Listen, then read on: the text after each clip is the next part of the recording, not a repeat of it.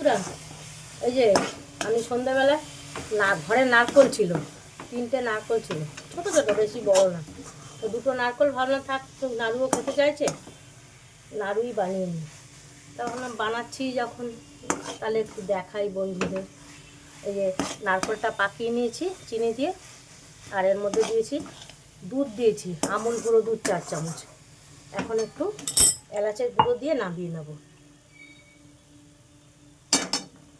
নামিয়ে তারপরে নাড়ুগুলো পাকাবো। বন্ধুরা, এই যে আমি নারকেলের নাড়ু আসলাম, এই যে দেখুন একে একে আমি নাড়ুগুলো পাকিয়েও নিলাম। বেশি না, 2টো নারকেলের নাড়ু। আমি এখান থেকে 2টো, আমার ঘরে গোপাল আছে, এরপরে একদিন আপনাদের গোপালকে দেখাবো। গোপালকেও দিয়ে এসছে কটা, বেশি না, 20 থেকে 22টা নাড়ু হয়েছে এখানে।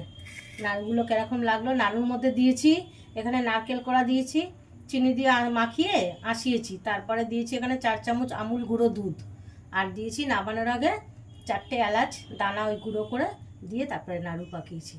আপনাদের নাড়ুগুলো কীরকম লাগলো দেখে কমেন্ট করে জানাবেন। কে কে নাড়ু খেতে চাইছেন আমার কাছে চলে আসুন। টাটা।